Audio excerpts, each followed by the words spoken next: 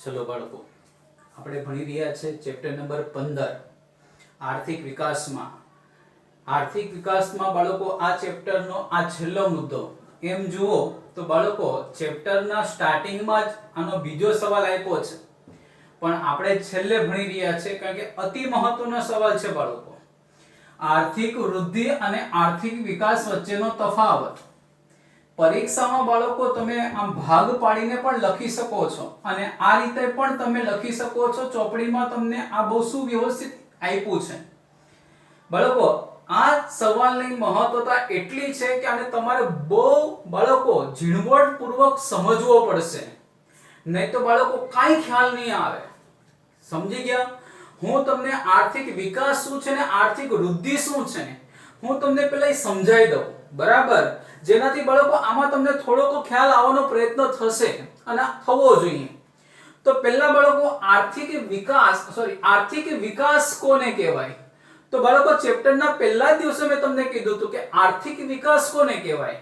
તો બાળકો ઉદ્યોગોની સ્થાપના થાય ખ્યાલ આવ્યો તો રોજગારીનું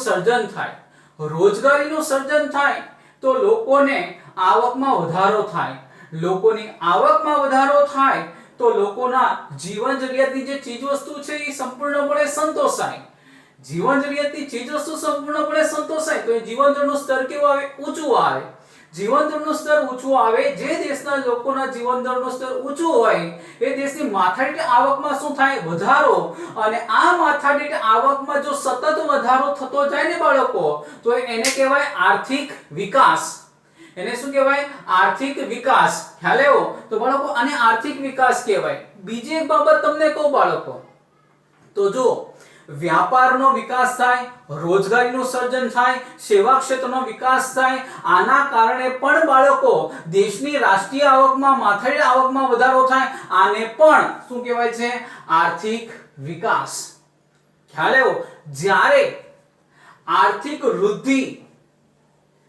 આર્થિક વૃદ્ધિ કહેવાય કોને હવે બાળકો સાંભળો વ્યાપારનો વિકાસ થવાને કારણે વાહન વ્યવહાર સંદેશા વ્યવહારોના વિકાસ થવાને કારણે બાળકો ઉત્પાદનમાં પણ શું થાય છે વધારો ખ્યાલ આવ્યો પછી બાળકો એ ખેતી ક્ષેત્રે હોય કે નાના વપરાશી ઉદ્યોગો હોય કે કોઈ પણ ઉદ્યોગ હોય આ વસ્તુના વિકાસ થવાને કારણે ઉત્પાદનમાં વધારો થાય અને ઉત્પાદનમાં જે વધારો થાય વૃદ્ધિ એટલે શું થાય બાળકો વધારો આને કહેવાય આર્થિક વૃદ્ધિ સામાન્ય રીતે બાળકો આ સમજવા માટે તમને પ્રયત્ન થાય છે કે આર્થિક વિકાસ કહેવાય કોને અને આર્થિક વૃદ્ધિ કહેવાય કોને ખ્યાલ આવ્યો કારણ કે બાળકો આ બે નો કન્સેપ્ટ તમને જો વ્યવસ્થિત ખ્યાલ આવી જાય ને તો આ મુદ્દામાં બાળકો એકદમ ઈઝીલી તમે મોઢે કરી શકો છો ખ્યાલ આવ્યો તો બાળકો આર્થિક વિકાસ એટલે બાળકો એકદમ શોર્ટ અને સ્વીટ કહેવાનો પ્રયત્ન કરીને બાળકો માથાદીઠ આવકમાં સતત વધારો થતો જાય ને તો બાળકો એને આર્થિક વિકાસ કહેવાય છે જ્યારે બાળકો આર્થિક વૃદ્ધિ પણ એવું જ છે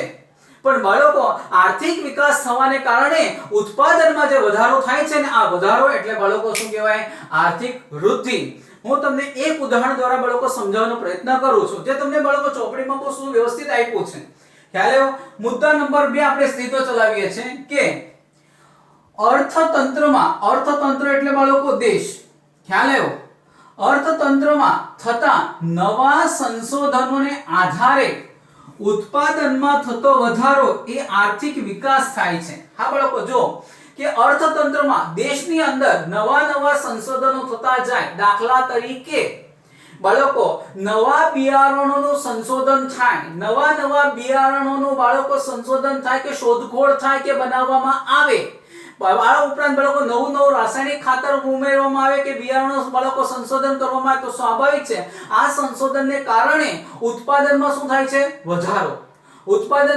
છે વધારો પણ બાળકો આ વધારાને આર્થિક વૃદ્ધિ ન કહેવાય આને શું કહેવાય આર્થિક વિકાસ ખ્યાલ આવ્યો બાળકો ફરી એક વખત સાંભળો કે અર્થતંત્રમાં થતા નવા સંશોધનને આધારે ઉત્પાદનમાં થતો વધારો એ શું કહેવાય છે આર્થિક વિકાસ છે દાખલા તરીકે બાળકો નવા બિયારણોના સંશોધનને કારણે ઘઉં અને ડાંગરના ઉત્પાદનમાં શું થાય છે વધારો થાય છે જેને શું કહેવાય આર્થિક વિકાસ સર કઈ રીતના કારણ કે બાળકો આપણે એનું સંશોધન કર્યું આપણે એની પાછળ ખૂબ અઢળક મહેનત કરી અને એના કારણે બાળકો નવા બિયારણને બાળકો સંશોધન થયું એ આપણો શું સૂચવે છે વિકાસ સૂચવે છે ખ્યાલ આવ્યો? અને એટલા માટે બાળકો આને આર્થિક વિકાસ કહે છે કે જ્યારે નવું સંશોધનને કારણે ઉત્પાદનમાં વધારો થાય તો બાળકો એને શું કહેવાય છે? આર્થિક વિકાસ. હવે જો બાળકો સેમ મુદ્દો, સેમ વાક્ય રચના, પણ બાળકો આમાં પણ ઉત્પાદનમાં વધારો થાય છે.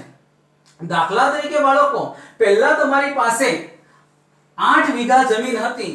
હવે 8 વીઘા જમીનની બાળકો ટોટલ ઉત્પાદન 10 ટન અનાજ થતું હોય, બરાબર?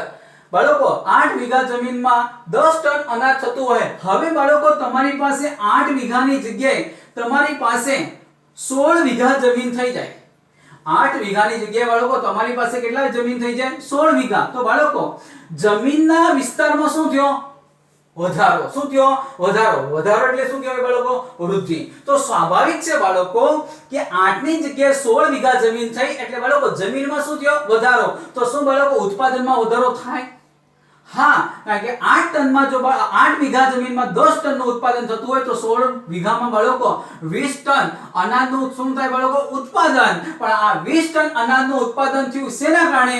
જમીનમાં જે ક્ષેત્રફળ વધ્યું અને એના કારણે ઉત્પાદનમાં પણ શું થયો? વધારો. અને બાળકો આને કહેવાય આર્થિક વૃદ્ધિ. જો જ્યારે ખેડાણ લાયક જમીનમાં વધારો થવાથી, ખેડાણ લાયક જમીન, પહેલા ખેડાણ લાયક જમીન હતી 8 બાળકો 8 વીઘા.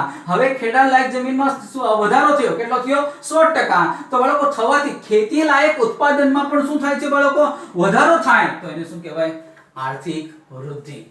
ખ્યાલ આવી ગયો બાળકો? તો આ કહેવાય છે કે આર્થિક વૃદ્ધિ કોને કહેવાય અને આર્થિક વિકાસ કોને કહેવાય? તો આ ઉદાહરણ દ્વારા બાળકો હવે બાળકો સર આ આર્થિક વિકાસ સમજાવો તો આ 8 વીઘા જમીનમાં. તો બાળકો સાંભળો, આપણી પાસે 8 વીઘા જમીન છે, ઉત્પાદન થતું હતું 10 ટન, પણ બાળકો નવા બિયારણ અને નવા સંશોધનને કારણે, નવું રાસાયણિક ખાતરને કારણે બાળકો આપણે આમાં વપરાશ કર્યો અને આ વપરાશને કારણે બાળકો 10 ટનની જગ્યાએ આપણને ઉત્પાદન થયું 14 ટન. તો બાળકો આને આર્થિક વૃદ્ધિ કહેવાય કે આર્થિક વિકાસ? આને કહેવાય બાળકો આર્થિક વિકાસ. કારણ કે આપણે નવા બિયારણ અને નવા સંશોધનને કારણે બાળકો ઉત્પાદનમાં શું થયો છે? વધારો. ખ્યાલ આવ્યો બાળકો? હવે પહેલો મુદ્દો છે કે વિકાસની પ્રક્રિયાના આધારે. તો બાળકો આર્થિક વિકાસ એ કેવો ખ્યાલ છે? ગુણાત્મક. કેવો છે?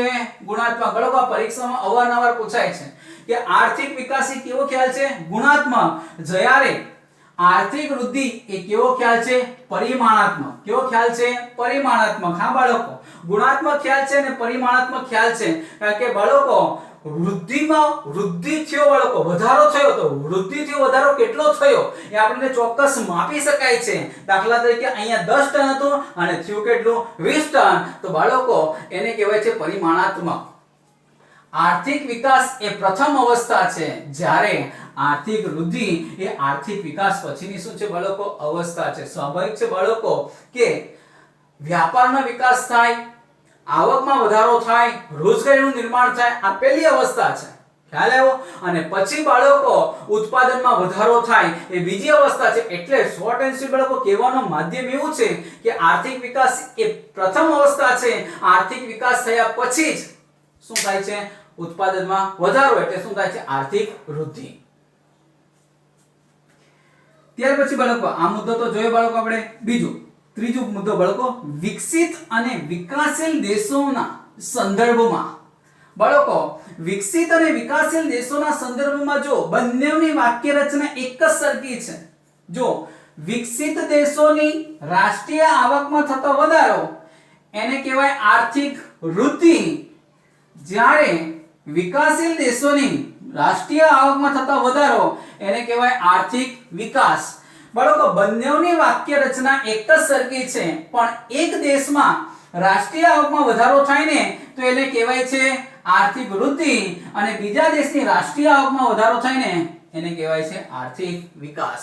એટલે ટૂંકમાં બાળકો તમને પરીક્ષામાં એવો સવાલ પૂછાય કે વિકસિત દેશોમાં કયો ખ્યાલ વધારે પ્રચલિત છે? તો આર્થિક વૃદ્ધિનો. અને વિકાસશીલ દેશોમાં કયો ખ્યાલ પ્રચલિત છે? તો આર્થિક વિકાસનો. ખ્યાલ આવ્યો?